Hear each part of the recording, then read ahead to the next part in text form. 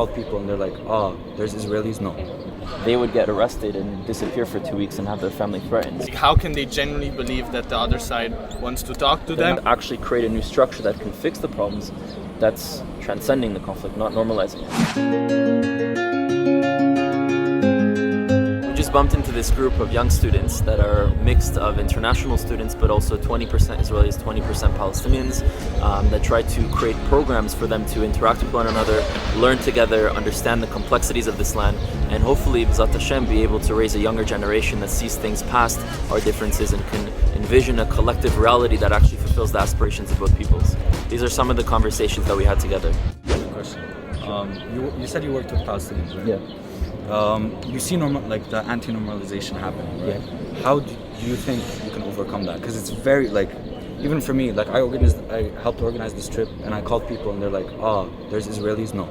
We won't even lecture them, let alone have a conversation. So my question to you is, how do you think you can overcome that? It's a great question, and it's something that a lot of people on the Israeli side or Jewish side don't understand that Palestinians have to face. A lot of times when we work with Palestinians and we post videos or pictures, we have to blur their faces. Because unlike just having pressure from the international community like you would have, they would get arrested and disappear for 2 weeks and have their family threatened. So they're living on an even more dangerous reality. I think to change that, there has to be a movement from the Palestinian side. But to do that, the Israeli has to show that we can build trust. Because it's one thing to say, okay, well, come out and get all this heat and get all this criticism, but if there's no, as we say in Israel, gav, if there's no back to support you, then it's very hard. I have many friends that are Palestinian activists that we've done things together, and they don't see speaking to me as normalization. They see as transcending the conflict and moving forward. Normalization would be going and speaking for a pro-Israel organization and for the government on behalf of Israel without talking about the suffering of Palestinians. That would be being a token, and that would be normalization.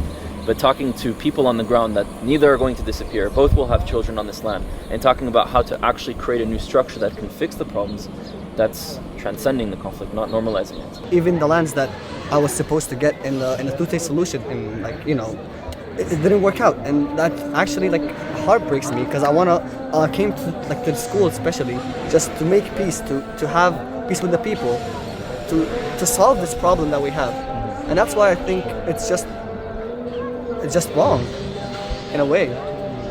But no, I definitely agree with you that the situation is wrong. I'm happy that the two-state solution didn't work, because that would have led us to even more wars, and it would have never fulfilled the needs of either peoples. I think the problem is that we always look at the people who came to make peace, mostly did not even represent the people. Right? Abu Mazen does not represent the Palestinians, and that's something that Israelis don't understand. Abu Mazen said this, and Khalid Mashal said this, and Ismail Haniyeh said this. They don't represent the Palestinian people. So we need to actually empower the local people. Now, if you want to ask me what I think the Israeli government should do, I think it should protect Palestinians.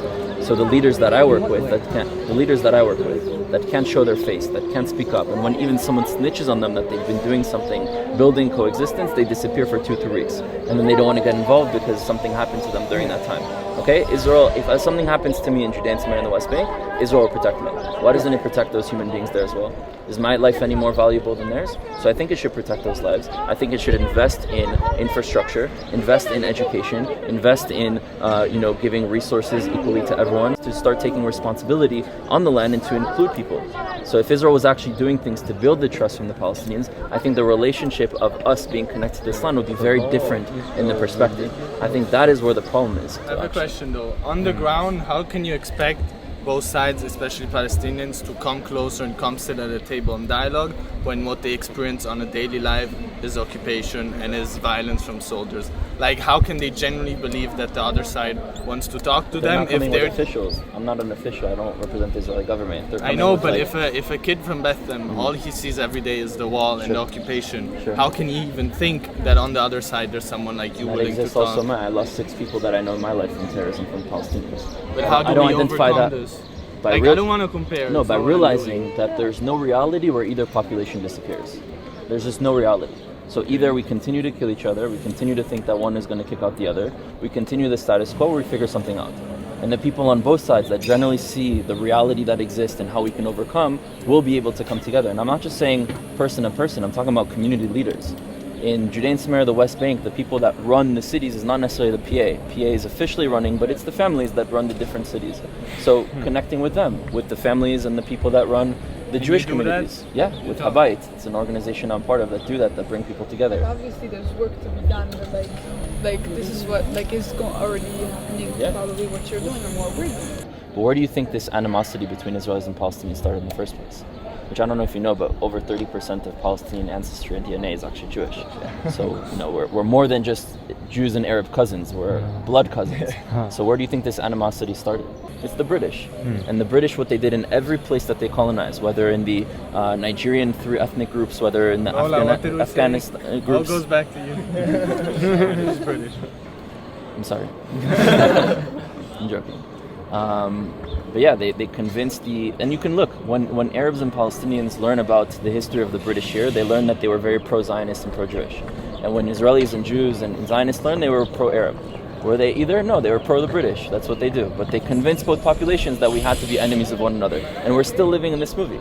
We're still living that in order for me to fulfill, I have to go above, on both sides. And until we remove that, then we're still going to be in a conflict. And that's the conflict in itself.